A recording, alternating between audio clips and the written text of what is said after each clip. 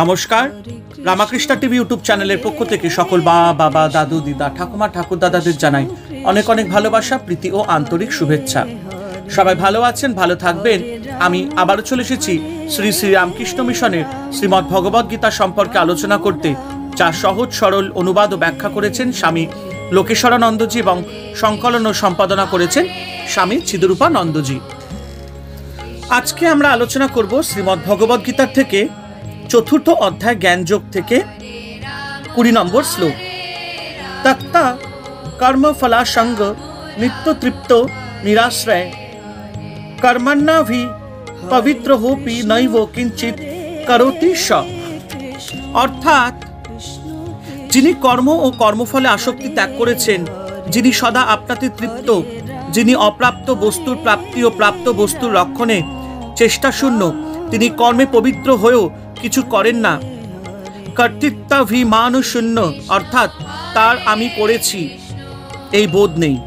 জ্ঞানের আগুনে সব সঞ্চিত কর্মের অর্থাৎ অতীত কর্ম, যা এখনো ফল দিতে শুরু করেনি, ফল ভস্মীভূত হয়ে যায়।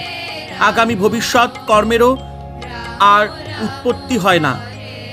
স্বভাবতই প্রশ্ন জাগে, এখন আমি যেসব কর্ম করছি তার ফল তো ভোগ করতেই হবে। এই কর্মগুলি তো সঞ্চিত বা আগামী কোনো কর্মের মধ্যেই পড়ে না। উত্তরে ভগবান বলছেন, কর্মে আসক্তি, কর্তৃত্বাভিমান অর্থাৎ আমি কর্তা বোধ এবং কর্মফলের আকাঙ্ক্ষা ত্যাগ করে।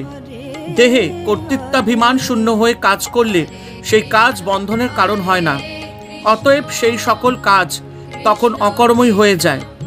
নিত্যতৃপ্ত যার আত্মজ্ঞান হয়েছে, তার সকল কামনা বাসনা জ্ঞানাগ্নিতে পুড়ে ছাই হয়ে গেছে।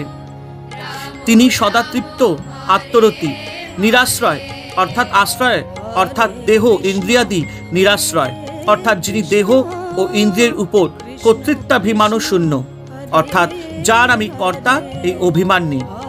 তার যা সম্পদ আছে তা রক্ষা করতে তিনি চেষ্টা করেন না, আবার যে সম্পদ নেই তা পাওয়ার আশাও করেন না। তার কোনো আশ্রয় বা অবলম্বনের প্রয়োজন নেই। আমরা তো কত কি চাই, টাকা পয়সা, বন্ধু বান্ধব, নাম যশ, স্বর্গলাভ, সবসময় কোনো না কোনো অবলম্বন খুঁজেছি। কিন্তু যার আত্মজ্ঞান হয়েছে তিনি সংশয়পূর্ণ, তার আর কিছুরই প্রয়োজন নেই।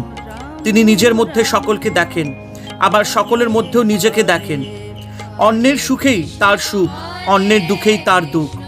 কর্মাণি অভিপবিত্র আপি, তিনি কাজে হয়তো ডুবে আছেন, অনলসভাবে কাজ করে চলেছেন, কিন্তু কোনো স্বার্থবুদ্ধি নেই সেখানে।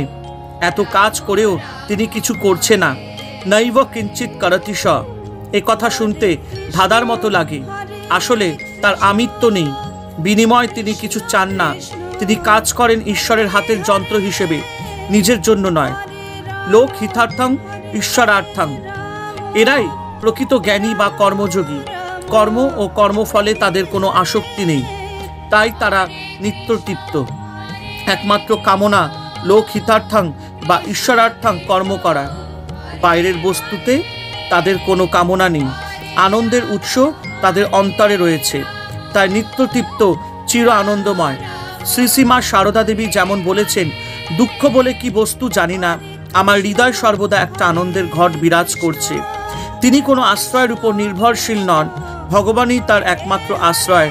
ভগবানের ইচ্ছা পূর্ণই তার জীবনের একমাত্র লক্ষ্য।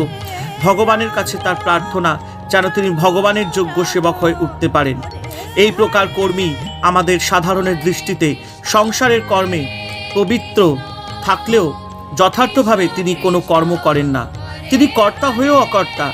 বাইরে তার কর্মপ্রচেষ্টা থাকলেও অন্তরে তিনি পরম শান্ত, নির্বিকার, নিশ্চিন্ত। ফলে তার সকল কর্ম অকর্মের তুল্য। তার কর্ম সর্বদা মানবজাতির কল্যাণ আনে।